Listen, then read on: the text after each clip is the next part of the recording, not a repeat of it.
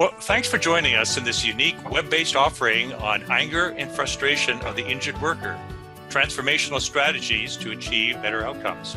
I'm Chris Brigham, MD, your moderator for today. This is one of a series of webinars provided by Brigham Associates with the support of Premier Physicians Management Company. The issue of anger and frustration, particularly in workers' compensation, is critically important. We talk about anger and frustration of the injured workers, but I think all stakeholders, maybe all of us, have experienced this at times. So it's not just the injured worker, but employers, healthcare providers, claims professionals, attorneys. Now, workers' compensation, as you know, was established over 100 years ago as the grand bargain between employers and labor.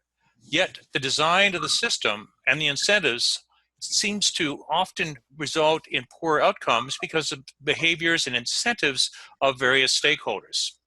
So we need to really understand the basis for anger and frustration, how to reduce this, appreciate the adverse consequences and why these occur, and most importantly, transformational strategies that will improve better outcomes. So I'm delighted today to have two world-class experts with me, David Hanscom, MD, and Chris Mandel. Dr. Hanscom is an internationally recognized orthopedic spine surgeon who is the author of the best-selling book, Back in Control, A Surgeon's Roadmap Out of Chronic Pain. I was sharing before with David that David not only is an outstanding physician and surgeon, but also writes so incredibly well. And that's so rare to see among physician colleagues.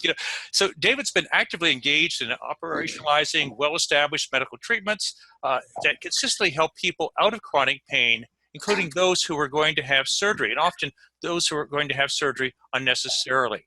So you may read more about his work at www.backincontrol.com, where he also has some very insightful blog posts. I really encourage you to subscribe to them. David, thank you for being with us today. Thank you, Chris. I'm really excited to be here. Great. And I'm delighted to have Chris Mandel. Chris is a friend and Senior Vice President of Strategic Solutions for Sedgwick, a highly regarded third-party administrator now with 22,000 employees. He's also director of the Sedgwick Institute. Chris has held leadership positions in risk management, insurance, consulting, and brokerage for large global corporates for over 30 years. He was named the Risk Manager of the Year in 2004. So Chris can give insights from the perspective of the employer and the claims professionals. So you can learn more about the work that Chris is doing, the work of Sedgwick Institute, at www.sedgwickinstitute.com. Chris, thank you so much for being involved today. I really appreciate that. Thank you, Chris. Good to be here. Good. And I also appreciated, too, Chris, that you recently had eye surgery, and so last week, and despite that, you're going beyond that. You're not curtailing your activity. So I'm really especially appreciative of being here today. Yeah, my pleasure. Thank you. I'm also delighted to have with us the CEO of Premier Physicians Management Company, Brock Curry, who is also the founder of the Medical Evaluation Institute. Brock's role today is to help us in responding to your questions. So we thank you so much, Brock, for being here. Thank you, my pleasure, and I'm very pleased to join all the experts and just hear the good words that they have to say for us. And last, and maybe least, is me. I'm Chris Brigham. The focus of my work has been assessing and managing impairment and disability issues pertinent to our discussion today. I'm the author of the book, Living Abled and Healthy, A Guide to Injury and Illness Recovery. You can learn more about this at www.livingabled.com, or the work at www.cbrigham.com. Now, it's really important to know who you are, and therefore I'm going to have a polling question, which I would like to launch here, is how significant do you see the issue of anger and frustration in the workers' compensation system? Let's give it about 15 seconds, so be fast in your response. Okay, we have about 40% have responded.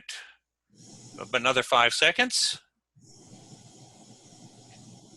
Okay, I'm going to end the polling. And let me share the responses. And the responses are what we would expect, is that the majority of you feel it's a very significant issue. and the rest is significant. No one said not significant. Well, if they did, they probably wouldn't be here today.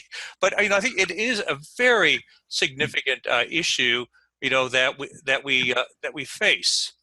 And the other question I have is, who do we have? Because we want to respond to your needs. So I'd like to understand what your primary role is in workers' compensation. So if you can go ahead and respond to this question, that would be great.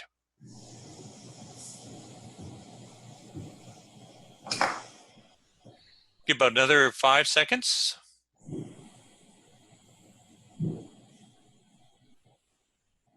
Okay, I'm going to end polling and share the results. So the largest group is healthcare providers, followed by claims professionals, followed by employers.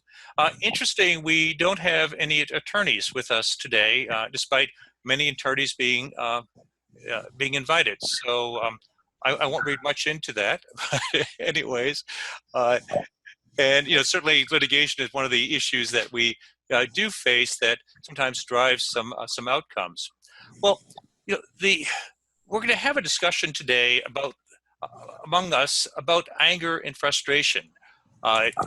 David, Dr. Hanscom, is going to be leading much of the discussion, and rather than this being a scripted, didactic, boring presentation, we want this to be interesting. We want it to be an insightful conversation, one in which you can listen to and also participate in by asking questions, by typing your questions in at the bottom of the screen. So we know that this is significant to you, it's significant to us. Now, to begin is, David, you and I were exploring various topics to serve as the basis for a webinar. And you felt it would be very useful if we explored the issue of anger and frustration. Right. So let me share with you, why this topic, why is it important? Well, I've been involved in the state of Washington workers' comp for about 32 years, and I've not been as active the last 7 years. But I've spent a lot of time trying to work on policies, working with the administration, trying to make things better. And we've tried all sorts of systems approach. I worked with Gary Franklin, Lee Glass, a friend of mine, John Sherby, and we just worked really hard to try to change things. And it's very, very clear that the system can only do so much. The problem is chronic pain is a very complicated problem that's unique to each individual.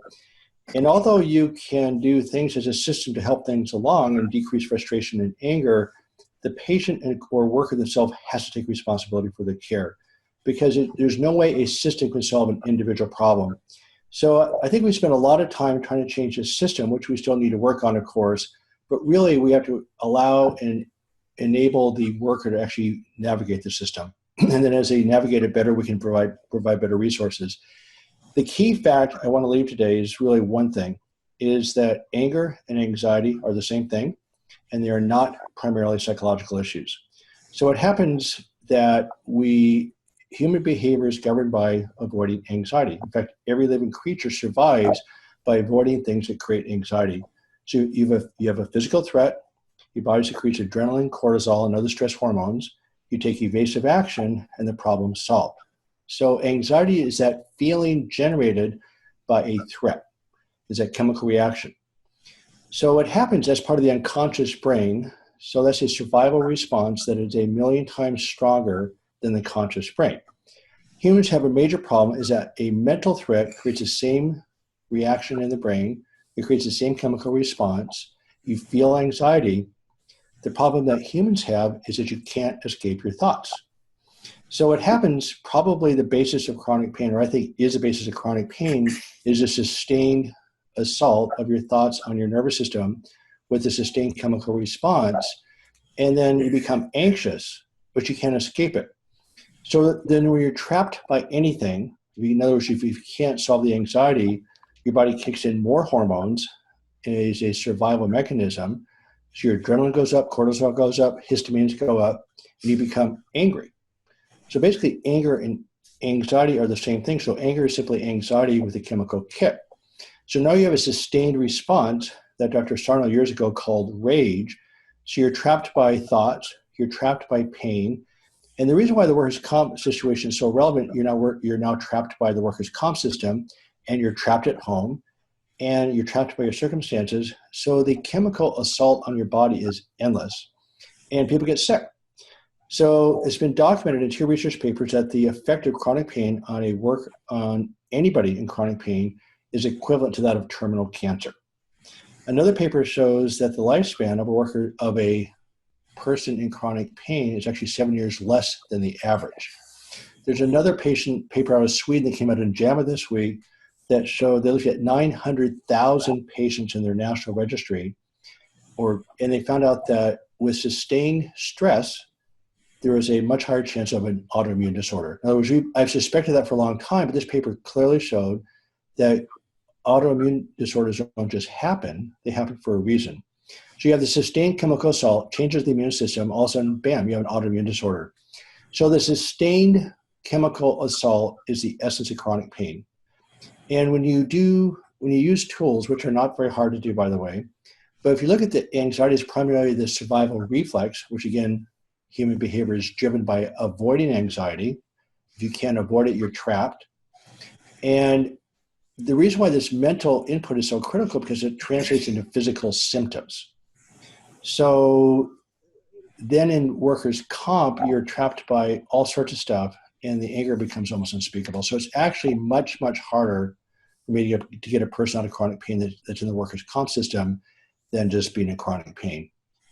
And David, I think that the data is so clear on that we get poorer outcomes in workers' compensation than in other arenas for like everything that has been studied. And so when we get into that system, it drives certain actions. And in working on over the years, and then in writing the book on living abled, is I appreciate that so often we don't consider the whole person.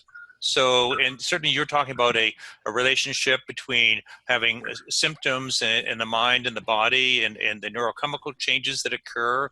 And we're also learning about neuroplasticity, that as we change things over time, that there's actually changes in the nervous system.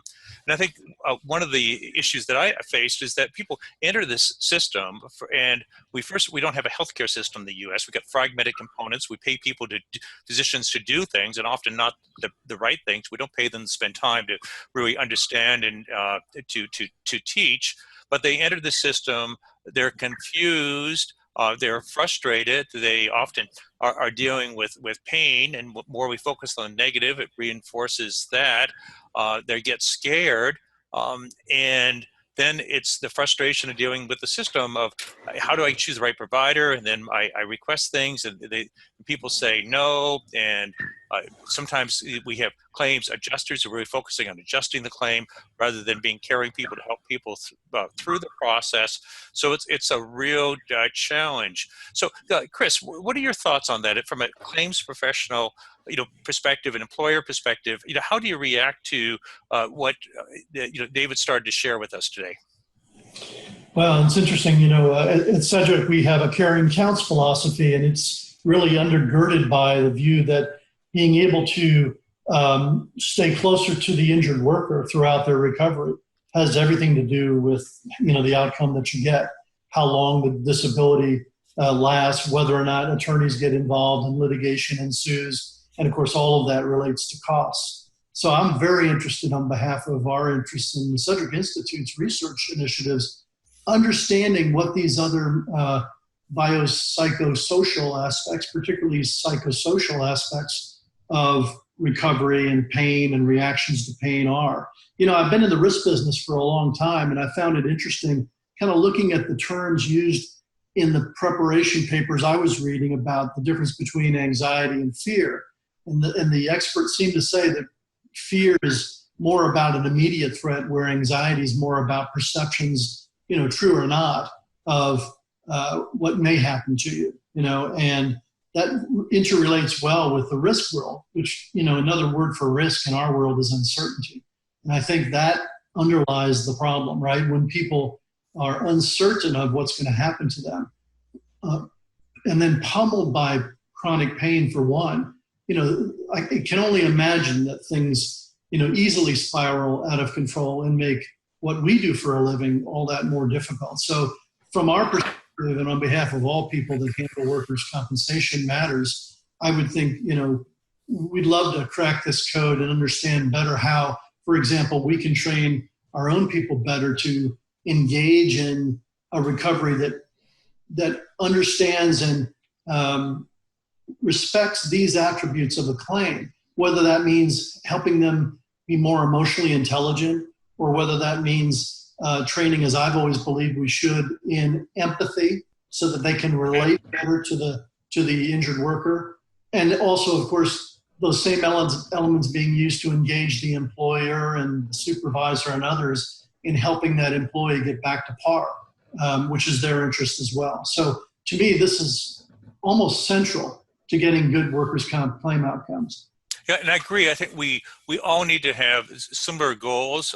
We must approach the patient, the person who's injured or ill, from a biopsychosocial perspective. I think this industry in the past, when anything that sounds like psych, they want to run away from, because they just see that this increases the value of the case. So we really need to deal with that from a biopsychosocial perspective. And I think that one of the things the industry has really failed miserably on, at least in the past, is educating, empowering, and engaging the injured worker from day one. And so we can reduce the problems with the anger and frustration. So it sounds like, David, there are many issues here, but one is, how do we mitigate or maybe prevent the anger and frustration? And then what do we do with it, and how do we really understand how that's changing things? And not only the injured worker, but I think I have healthcare providers who are pretty angry and frustrated, and I'm sure that passes on to their patients. Right. So I could do this in two things. I don't want to cover too much material, because really it's a sort of a broad process. Even though it's not complicated, there's lots of layers to it. But I want to highlight the problem first by first highlighting what is it about the workers' comp systems that causes additional anger than being trapped by the pain. So I saw a comment from Anne Llewellyn about this loss of control. Remember, the antidote to anxiety is control. When you lose control, your body takes in more chemicals to regain control. This is a survival mechanism. So the problem in medicine is that from medical school on, we're sort of taught that someone's off work, they're not going back to work, they're malingering, they don't really want to go back to work. Well, Jennifer Christian on a roundtable pulls some literature out of Australia that shows the mental health of a person sitting at home is a disaster. I mean, nobody really wants to be disabled, but what sort of happens in the medical world, we label this person as a drug addict, disabled, etc. When you label anyone positively or negatively, you actually can't see that person as a human being anymore.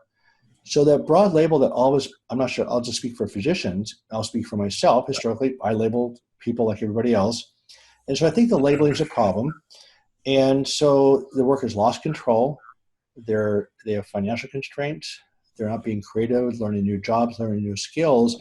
They're trying to survive pain, and they're trying to survive the workers' comp system. So the life, instead of being a proactive, creative life, turns into a survival life. So loss of control is a huge deal.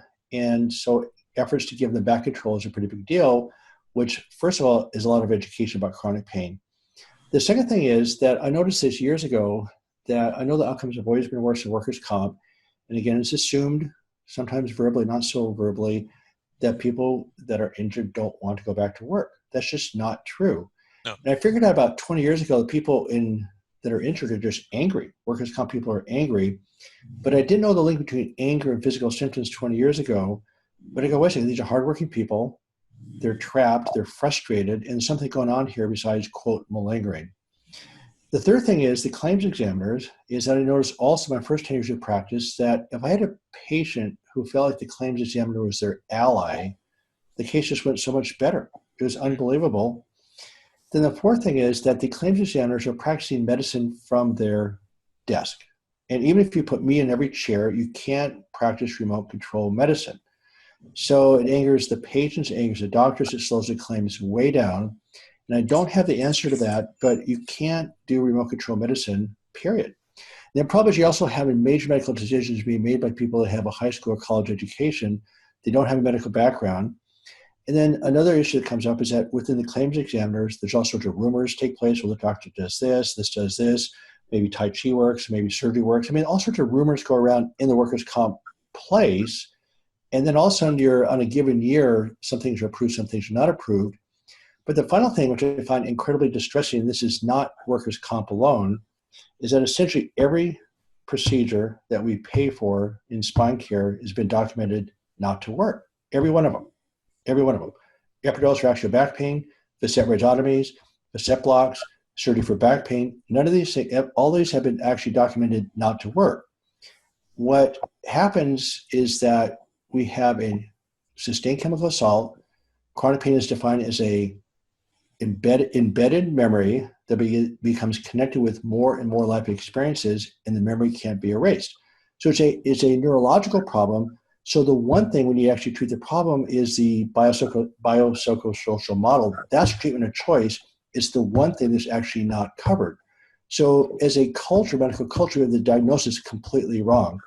So then we're pretending to treat people effectively when we're not. So another problem creating anger and frustration is dashed hopes and expectations. So just educating the patient about what they can expect, teaching them to navigate what they can do. So there's a contract that you enter with the workers that you're injured, we'll take care of you. Right now, it's more of a harassment issue. Let's be tough. Let's knock down the claim. The doctors are tough. The IMEs are tough. Everybody's tough on this stuff. And people really need help. And I appreciate Chris's comments, but I'm telling you, when I'm in the trenches trying to deal with workers' comp, as much as I know about chronic pain, if I'm on the telephone with a workers' comp claims examiner more than 5 minutes, and I do this pretty well personally, my blood pressure goes through the roof. It's just very arbitrary conversations. Maybe 1 out of 5 will talk to me, work with me, let's make this work, let's make that work. But more often than not, they essentially hang up the phone on me. So just being nice to people would be a huge step. You brought up so many valid points, and I share with you your concerns. And I think it's we all get angry and frustrated, and the more that occurs, I think the less resilient we are. And I found that that's a key thing in terms of how we deal with issues. And then I think the anger and frustration is then further fostered by messages from others. So. Right. And if you're a frustrated physician, you're probably going to convey that frustration to your patient. Right. And then, if I'm angry, I will probably turn to an attorney, who has the most persuasive ads on TV. Right. And they will probably reinforce that, yeah, you should be angry. We have to win, and we have to go out and do that. And that just, escalates the whole thing, that this could really be avoided if we understood what was occurring, why that these anger and frustration, it actually changes things chemically that results in poorer outcomes, that right. We have to deal with that. Now, I want to just respond to some of the, we've had some questions and comments on here. Is one person has shared that the huge issue in workers' comp is loss of control. And I think you've really, echoed that they're thrown into a complex world, adversarial, and dealing with because they're injured. And so Rob, I thank you for that insight. And then we had another from Marja, who said that there's also issue of lack of trust, and that ends up being a barrier to smooth recovery. And I think we really need to have trust among all the participants. That would certainly make sense. Someone also mentioned about some of the words, and I think this is another area that's fascinating, Chris, and we've talked about this too, is that words matter.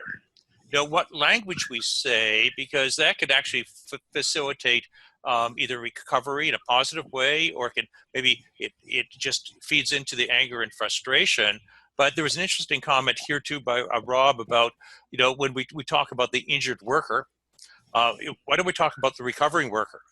Or maybe we should recall workers' compensation something other than workers' compensation, and I don't know what the right term is, but thoughts on that, Chris? Well, it's funny you mentioned that, because one of the things that really stuck out to me in my kind of preparation for this, and David mentioned it already, that the unconscious brain is 1,000,000 times stronger than the conscious brain. Well, that seems to me to be almost an insurmountable hurdle. Now, I'm not sure I quite understand what that means in terms of using the word stronger, but obviously in terms of entrenching attitudes and thoughts, if that's what we mean, and changing those attitudes and thoughts would theoretically be 1,000,000 times harder. So in as much as it's hard enough for, say, a claim professional to influence an injured worker in the direction they want them to go when they're interacting with them, which is obviously when they're conscious, what possibly can be done about this influence that occurs when their unconscious brain is infecting the way they think and then behave? Well, let me give you 4 or 5 quick solutions, like an overview. So there's 2 basic principles in solving chronic pain. So first of all, chronic pain is absolutely curable, solvable. So I'm probably up close to 1,000 patients now that have gone to pain-free, and that is self-directed. The 3 steps are understanding chronic pain, in other words, the neurological nature of it, and educating patients to the principles around it. And then the second thing is, it's like fighting a forest fire. Chronic pain is complicated. Many things affect it, like sleep, stress, circumstances, medication levels, etc., physical conditioning. So it turns out that everything works in chronic pain a little bit, but nothing works in isolation.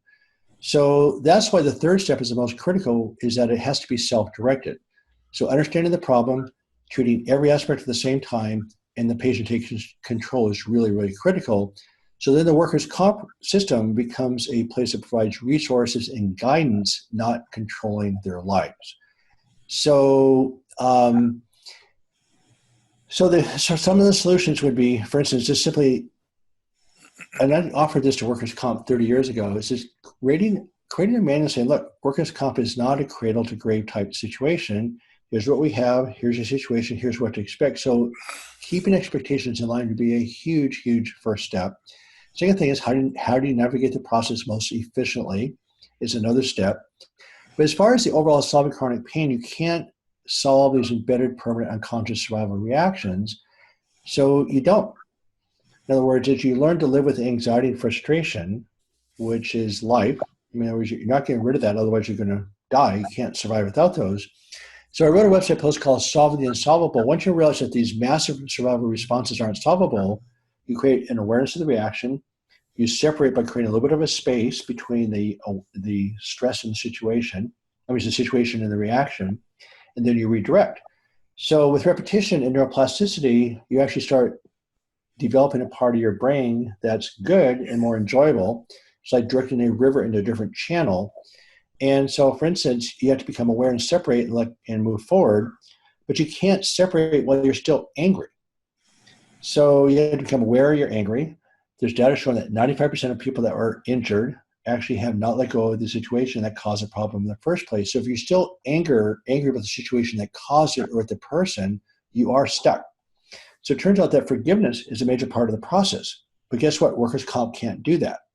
So basically what you're doing, the 2 principles are decrease the body's adrenaline and stress chemicals, then use neuroplasticity to create a different part of the brain that's functional. And with repetition, it occurs very, very consistently. So it's a solve. That's why the paradox is so key, is that you can't fix it. In other words, you can't solve it because it's so much stronger. So if you start fighting it, you must have put your hand right into a hornet's nest. I mean, you're just taking all these survival reactions and just scrambling the deck, and it doesn't work.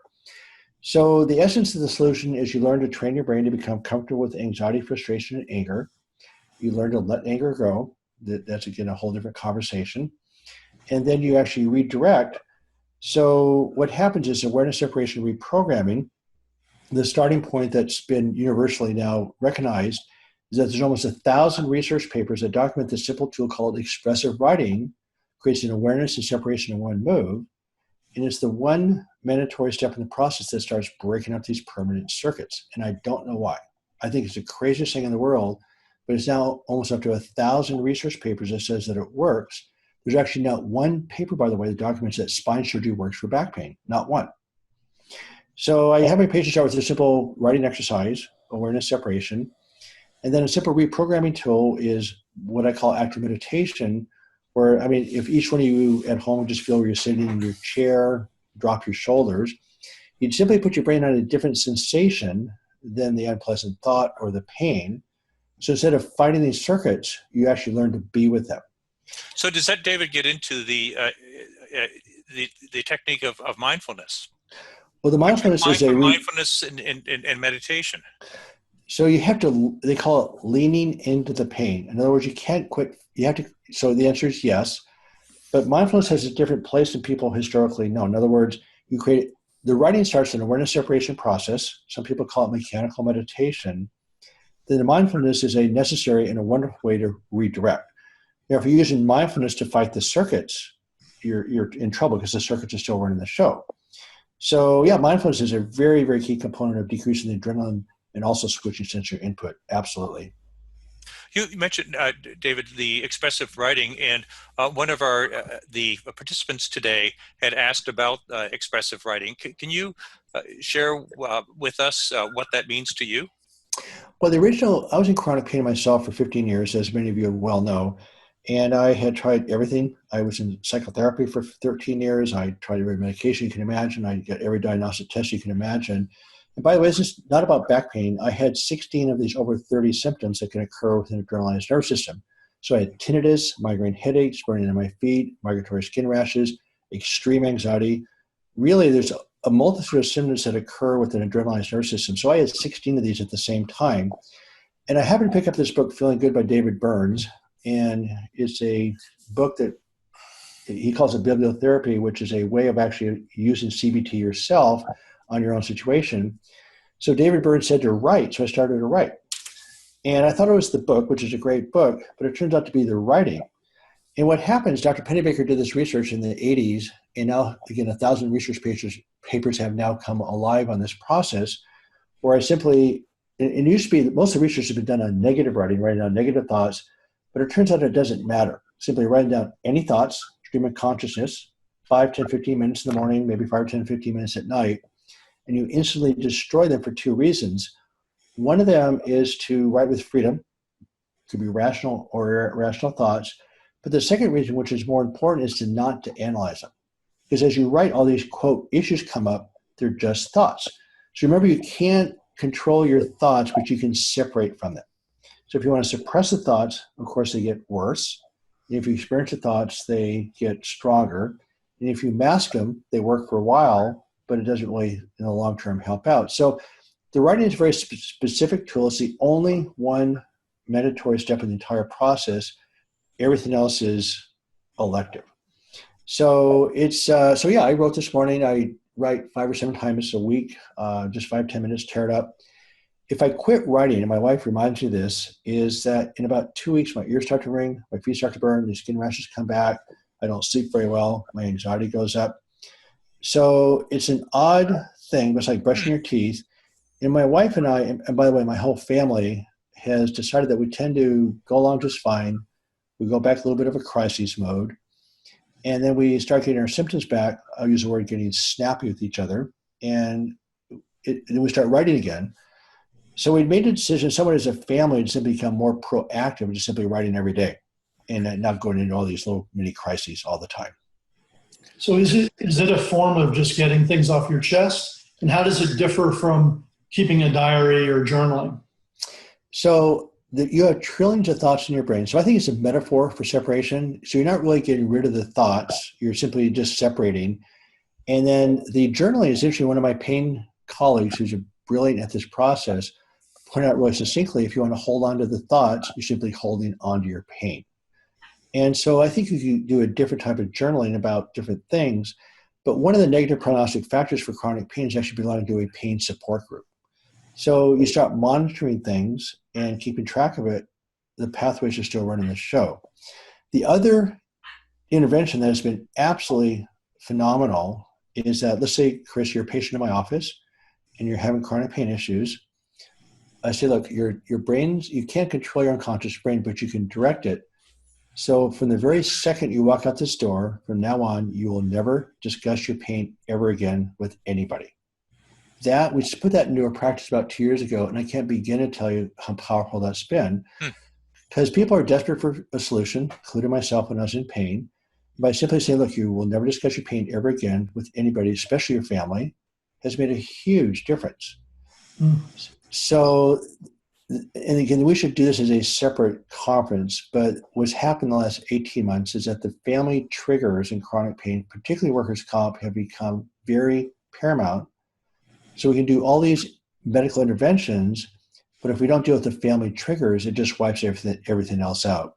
So people that are angry and frustrated take it out on their family, which has effect on bullying at school, teen anxiety, et cetera, et cetera. So the impact of chronic pain on society is huge as it gets magnified through the family.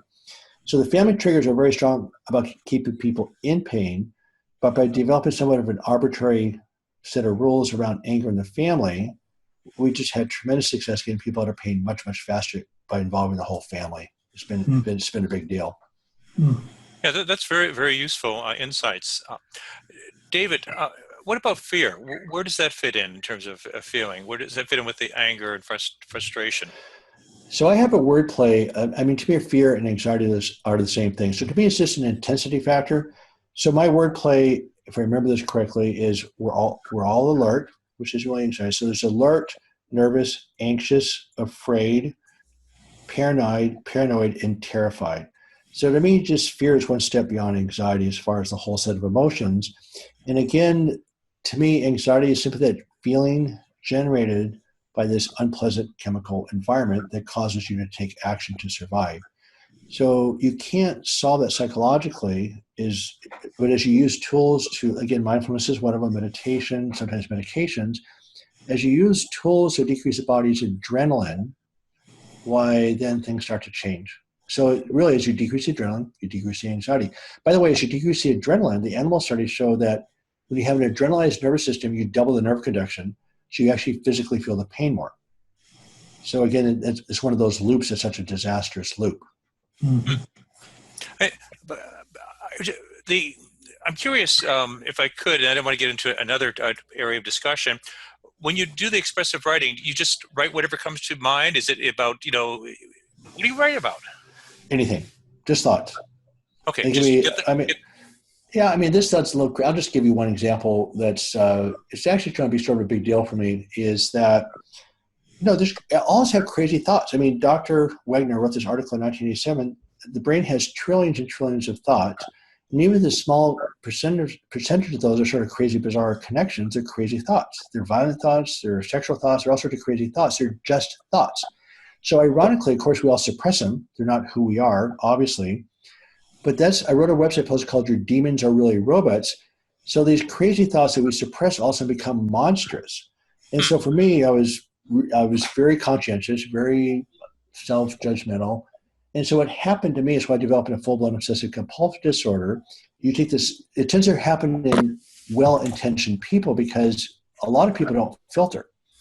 So you take the smallest crazy thought and suppress it, and you do that over a lifetime. All of a sudden, 10 years later, these crazy thoughts have become large.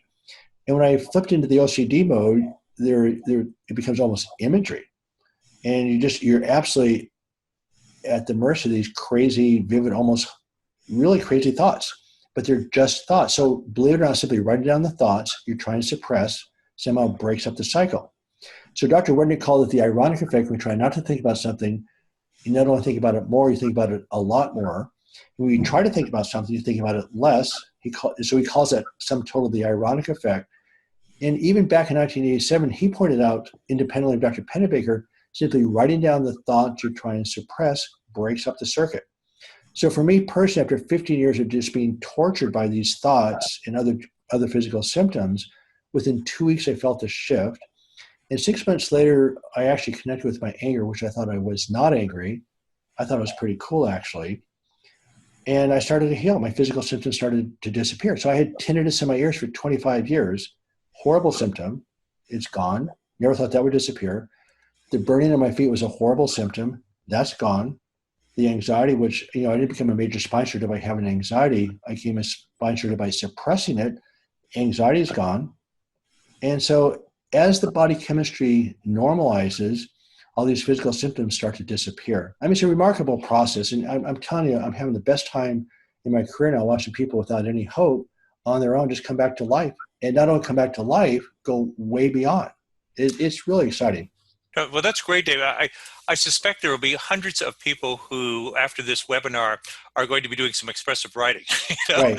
So that's great. We don't ask that you share that with us. Keep that to yourself. Yeah, right. But right. Chris, I have a question for you. In terms of the claims community, often we have people who have a narrower perspective and maybe at times foster anger and frustration, and we were trying to change that. But often we'll say you just got to treat the ankle or the back, and you just are focusing on a narrow region. If you do anything beyond that, you get your hand slapped. Do you want to share some insights to that? Yeah, I mean, having started in this business myself as a work comp claim investigator back in the day, I understand that. And, in general, there's a tendency to want to drive people towards very measurable goals, which produce very specific behaviors by people that, theoretically drive towards the accomplishment of those goals, whether those are, getting us claims settled and closed within certain timeframes and, moving that book at a certain rate. It's shifting, though, I'm happy to say, to goals that are more people-oriented, goals that are more injured worker-oriented, because I think everybody's beginning to understand the connectivity here between what used to be the more financially driven aspects of our world, how things we've been talking about, the biopsychosocial aspects, connect to the economic, if you will, and produce the results we've always been after financially, economically, when we realize all these other factors or many of these other factors may be playing in, to what we thought was just treating a back injury or treating a broken leg or whatever it was. So I'm particularly interested in something I read before our session here. I don't know if David wrote it or not, but apparently Colorado has done something very specific in their work account system to account for the BSPE aspect of the workers' comp world, and is apparently getting a lot of results. David, or Chris, are you either aware of actually what they've done and how that's actually working? Well, I think I sent you the article. Chris, you might be more familiar with Dr. Brun, B-R-U-N-S, I think it is. I think they saved something like $750 million in 1 year, simply addressing the stuff that were, behavioral aspects of chronic pain. So yeah, it's a remarkable effort. I'm not sure why. It's been a while since they did that, so I'm not sure why it has not been duplicated more at a national level.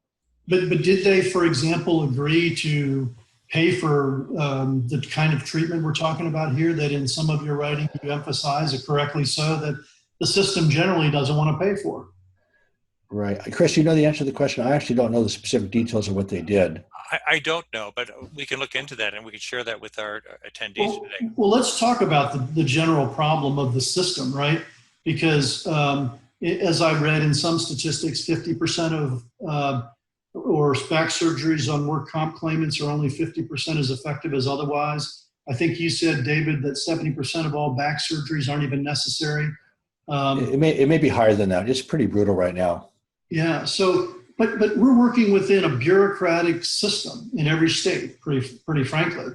And while we try to influence that where we see that it's really dysfunctional, moving the bureaucracy and the regulatory regime is a slow process. And there's a lot of vested entrenched interest there. So unless we can move many of those systems down this road of recognizing the value and efficacy of what we're talking about, leading to their willingness to pay for it to some degree, we may not be able to accomplish much. What do you think about that? Well, I was going to ask you that question myself. So, none of the procedures we pay for, again, we're talking about chronic pain in general. Somebody asked about chronic fatigue, which also responds to this process. But again, there's over 30 symptoms of chronic pain that appear. So in the workers' comp, I'm talking about back pain or just spine care in general. Essentially, everything we do that we pay for is proven to be ineffective. It's unbelievable. Mm-hmm. And what has shown to be effective is better sleep, stress management. And workers' comp creates stress just by the nature of the bureaucracy. And understanding that a bureaucracy cannot solve individual problems, what's it going to take to shift the paradigm to the correct diagnosis and correct treatment plan? So yeah, we absolutely have to switch this paradigm absolutely 180, not a simple shift, a huge shift. And this is not a mental health diagnosis. This is chronic pain. This is a neurological disorder. So call it mental if you want, but it's really not. It's really flat out a neurological diagnosis. It needs to be treated as such. The treatment paradigm is incredibly effective. And when we throw procedures at a neurological problem, we make it a lot worse because we dash their hopes. Mm-hmm. So my question to ask you is that I don't think it's that the data is so deep on this, by the way. It's unbelievable documenting how deep this data is. And there's actually not one paper that says spine surgery works. What can we do to change it, like now? Hmm. Yeah, I mean, there are things we can do, and they may be more traditional approaches to legislative change. Because, I mean, let's face it, we're talking about 50 different statutes that govern and define how these claims are handled and what you can and can't do and what will and won't be paid for and how much. So it's very intricate, it's very complex, and it's very bureaucratic. Every provider in the system, whether it's us or some big insurer or otherwise, has a vested interest in moving it in the right direction. There's no question about it. Yes, we have an obligation to our client, which is the employer. But we've, I think, convinced most of our clients that the right thing to do is to focus on the outcomes. And to focus on the outcomes means doing the right thing and not just focusing on the traditional way to treat something when there's all these other complicating factors. Right. But, Chris, when we talk about doing the right thing, I find that what I really challenging is that it's the right thing for that particular stakeholder. And it's, if we look at healthcare providers, we don't pay physicians to go down and to spend time listening. I have a daughter who's facing a serious illness, and fortunately saw somebody in an academic setting who spent 3 hours with her. And that we don't pay physicians to do that. We pay them to do procedures, many things that are not paid for. With in terms of involvement of attorneys, that there needs to be some discernment of that, because there is at times when you need somebody to help guide you through a process, particularly if somebody else is not giving you some insights of how to do that. So you may seek an attorney for that, but the data is really clear that if attorneys are involved, the outcomes are poorer. And how do we pay for attorneys? Typically, we pay them the worse the outcome, the more likely the higher the settlement is going to be, the more money that attorney is going to get. And so it's just perverse incentives there. So we have to look at the whole system about how do we change behaviors so we really focus on what's right for that person who had sustained an injury or illness. Yeah, no, I think you're right. And I mean, if we just focus on the attorney involvement for the moment, I mean, do you guys believe that if, as we do, you intervene early enough, you treat that injured worker the way you should, you engage the employer in that similar behavior, which reflects a mutual interest in their correct treatment and their rapid recovery, that it's less likely that there'll be attorneys involved? Absolutely. That complicating factor. So I think, part of the job is making the employer understand that. And I think increasingly they are. Well, Chris Mandel, when I was in Idaho, I worked with John Sherby a bit, and we came up with the process that, I was in essentially a primary care spine practice for 4 years. And I think in 4 years, I had 2 patients go on disability permanently. I would not let people off work. I would call the employer right there from the office, and I would not let people lose their jobs. And it worked. And we just really quick communication really happened quickly. And it was really quite easy to do. Just simple communication made a huge difference. Yeah. So another factor, David, if you don't mind, since we're talking about stakeholders, as Chris brought up, let's just talk about this one statistic, which I guess is your opinion, and perhaps others, but that if 70% of all back surgeries are not necessary, how do we change the physician community's attitude of how to employ their techniques? Quit paying them. He said, if you're they'll pay. Yeah, no, as part of it, I wrote a policy in Washington. We just don't pay. We don't pay for fusions for back pain for Primero. I was a Primero consultant, and so we're paying for procedures that don't work. So you take that money, and like Chris pointed out, I think you could change the entire healthcare system really quickly by just tripling the amount of money you pay for a primary care doctor to actually talk to patients and specialists. So if we just paid doctors to listen and quit paying them for procedures that don't work, that one mold would make a huge difference. Huge. Yeah. We're honestly paying for things that actually don't work. Yeah. Well, and that's perfectly logical, right? Redirect the incentives, because that's what drives behaviors. Well, we're not only paying for procedures, we're also, paying for drugs. I think the influence of big pharma, when you look at our use of pharmaceuticals in this country compared to other countries and look at outcomes, and it's really obscene, because there's also a mindset, that you go to the doctor and say, well, what did they give you? It's not what did they teach you. And Right. that was one of my goals in writing Living Able, is to really empower and educate people so we could make better decisions, because otherwise people are making decisions based upon what's best for them.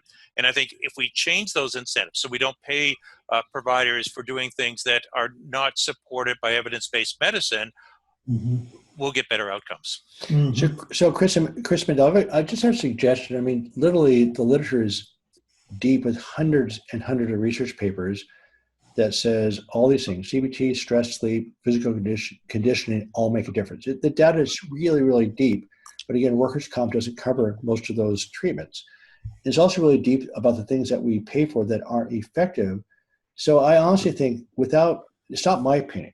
In other words, all my book reflects is current standard medical practice in a structured manner. There's nothing new in my book at all.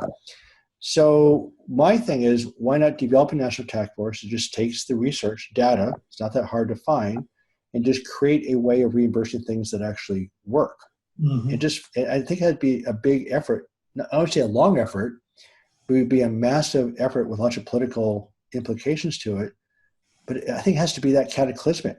I don't see any shortcuts here. Yeah, I think you're right. And I think there are some actually, I won't call them governing bodies, but thought influencing and leadership bodies in the work comp world within the bureaucracy, where they at least purport to say they're interested in improving the system. And I think when those guys get locked onto an idea that they're convinced works, that tends to trickle out through the 50-state system as something that at least people experiment with and try, which can lead to statutory change, which can get us where we're talking about going. I mean, the other thing we haven't talked about, and then I want to find out whatever you were going to say, David, but I just want to mention it's also the lifestyle issues that often we still, we focus on the injury and we focus on the emotions with that, but we don't get back to from my perspective, the vast majority of the problems we face are due to lifestyle issues. So in terms of activity or diet or habits or, smoking, the alcohol, drugs, and the like, but we don't deal with them. Hardly ever do I see those in a report, somebody really actively dealing with the lifestyle choices that somebody has made that may be not in their best interests. Yeah, well, that's a tricky.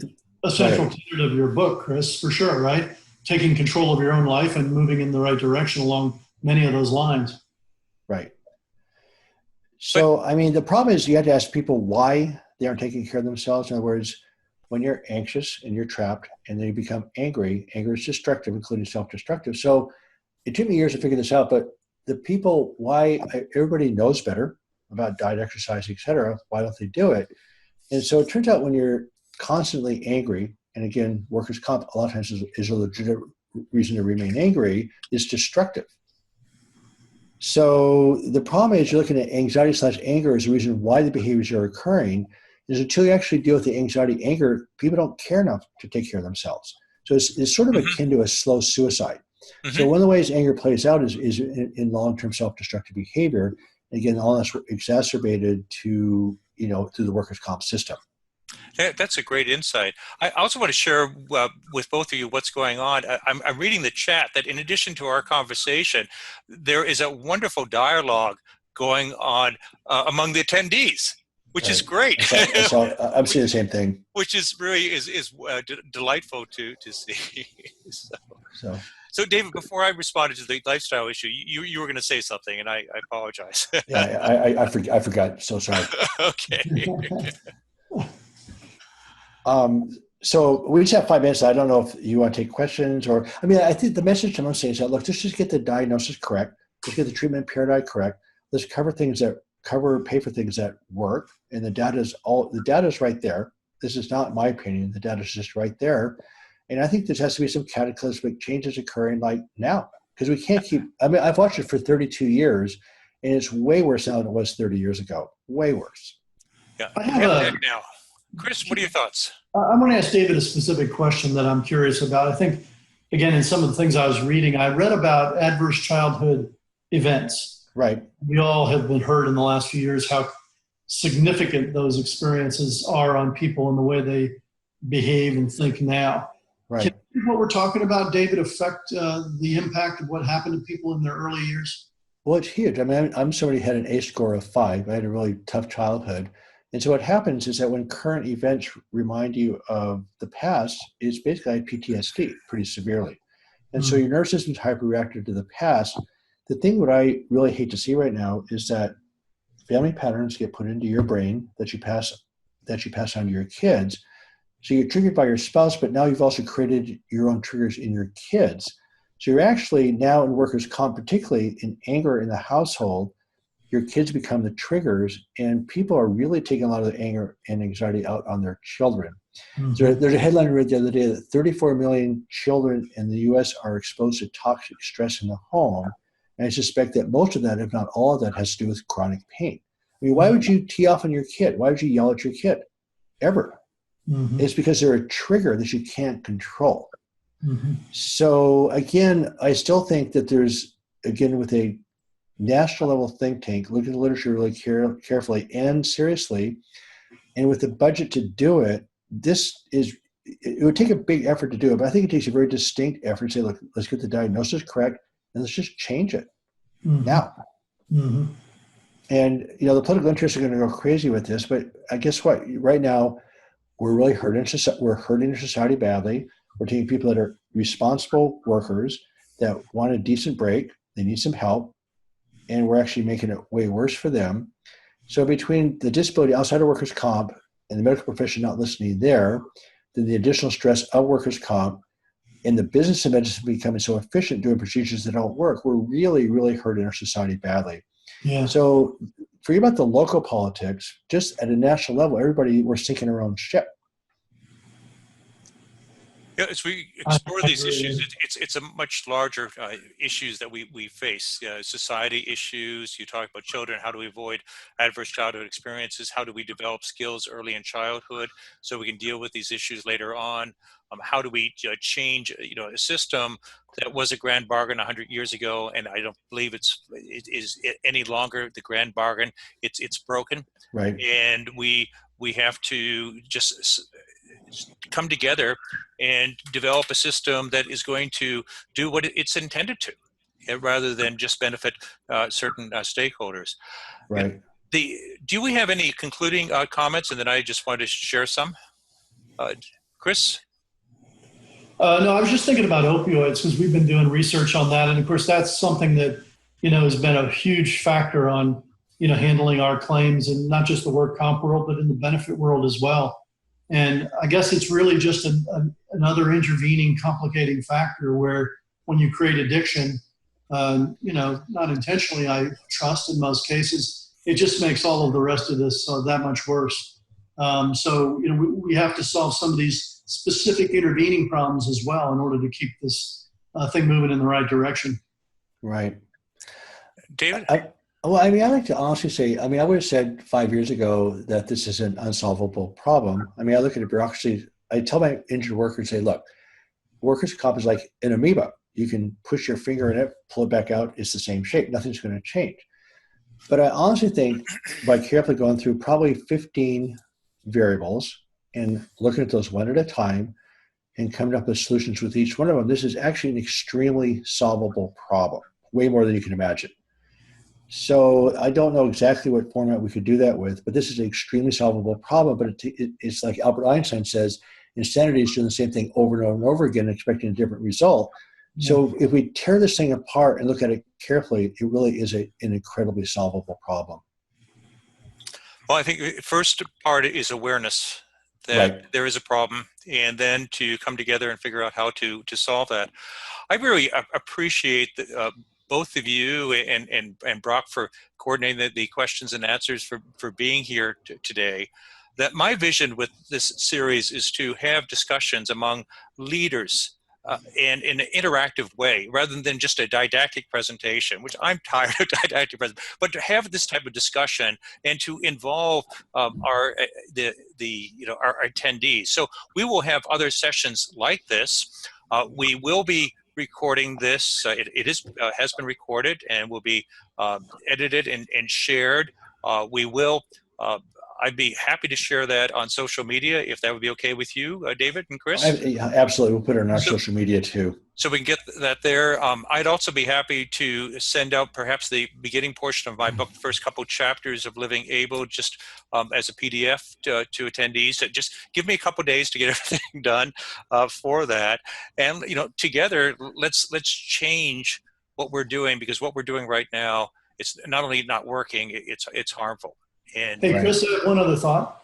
A little bit of promotion, but I think it's useful to think about this. As you, I think, may know, Dr. Richard Victor, the former head of the Workers' Research Institute, and one of the senior fellows at the Sedgwick Institute, is writing a book on the future of work comp. I'm going to talk to him about addressing this topic in his book so that this doesn't get missed. And while it's just one of many opinions, I think it's very important to be in that book. Yeah, I think that would be great. And I think everyone needs to read Back in Control. They need to do that. Back pain is so common. And then both at David's site and at my site of livingable.com, if you go to resources, bibliography, there are references to a number of other books. They're same thing at your site, and some great blog material. So we'll be sending out a survey. We really appreciate the feedback. I want to keep the commitment to keeping this to 1 hour today. And I just thank everyone for their involvement, and also I love all the discussion that has been going on among our attendees too in a written format. So thank you, everyone. We wish you the best. Thanks, Chris. I really enjoyed this whole thing. Likewise. Bye-bye.